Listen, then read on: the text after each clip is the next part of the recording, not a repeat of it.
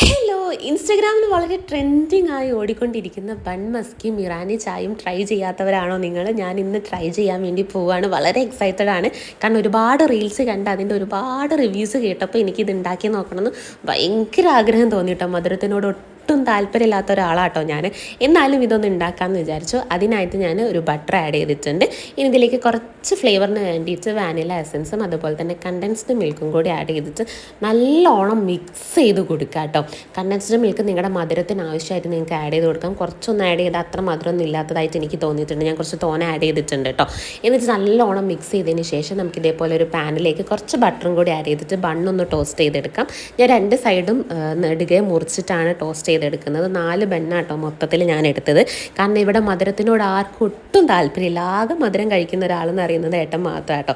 അപ്പോൾ ഞാൻ ഇതേപോലെ 2 സൈഡ് നല്ലോണം ബട്ടറിൽ ടോസ്റ്റ് ചെയ്തതിന് ശേഷം ഒരു ദാക്ഷിണ്യവും ഇല്ല, അതായത് ഒരു എന്താ പറയുക പിഷ്കത്തരും ഞാൻ ഈ ക്രീം ഇതിലേക്ക് തേക്കുന്നതിൽ കാണിച്ചില്ല കേട്ടോ. ഉണ്ടാക്കിയ ക്രീം മുഴുവനും 4 ബണ്ണിലേക്ക് ഞാൻ അത്യാവശ്യം നല്ലോണം തേച്ച് കൊടുത്തിട്ടുണ്ട് കേട്ടോ. അതിൻ്റെ 2 സൈഡിലും ചുറ്റിലും ഒക്കെ തേച്ച് കൊടുത്ത് നമുക്കിത് കുറച്ച് സമയം ഒന്ന് മാറ്റി വെക്കണം കേട്ടോ. ഇനി നമുക്കിതിൻ്റെ ഹൈലൈറ്റ് ആയിട്ടുള്ള ചായ ഉണ്ടാക്കാനുണ്ട്. ഇതിൻ്റെ ഏറ്റവും ഹൈലൈറ്റ് എന്ന് പറയുന്നത് ഈ ചായ കേട്ടോ. ഈ ചായ കൂട്ടി തിന്നാനാണ് ഇതിനൊരു പ്രത്യേക ടേസ്റ്റ്. അപ്പോൾ ചായക്കായിട്ട് ഞാൻ വെള്ളം വെച്ച് തിളപ്പിച്ചിട്ടുണ്ട്. ഇതിലേക്ക് 2 ഗ്രാമ്പും 1 ഏലക്ക 1 പട്ട.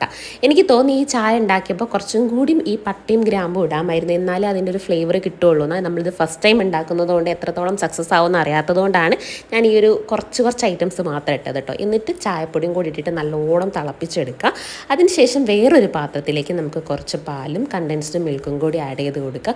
ഇതിലും മിൽക്ക് ആഡ് ചെയ്യുമ്പോൾ ഒന്ന് ശ്രദ്ധിക്കുക, മധുരം നമ്മൾ വേറെ ഒന്നും ചേർക്കുന്നില്ല. ഇത് ആഡ് ചെയ്യുമ്പോൾ മധുരം നിങ്ങളുടെ ആവശ്യത്തിനുള്ള മധുരം നോക്കിയിട്ട് വേണം ഇടാൻ വേണ്ടിയിട്ട്. അതൊന്ന് തിളച്ച് കഴിയുമ്പോൾ നമ്മൾ ഉണ്ടാക്കി വെച്ച കട്ടൻ ചായയും കൂടി ഇതിലേക്ക് ഇടുക. കടുപ്പം കുറച്ച് കുറവായിരുന്നു, പിന്നെ ഞാൻ കുറച്ച് കടുപ്പം കൂടി ഇട്ടിട്ട്, അതായത് തേയിലപ്പൊടിയും കൂടി ഇട്ടിട്ട് നല്ലോണം ഒന്ന് തിളപ്പിച്ചെടുത്തപ്പോൾ നമ്മുടെ ചായയും ഇവിടെ റെഡി ആയി കഴിഞ്ഞിട്ടുണ്ട്. ഇനി നമുക്കിതൊന്ന് ടേസ്റ്റ് ചെയ്ത് നോക്കാം കേട്ടോ.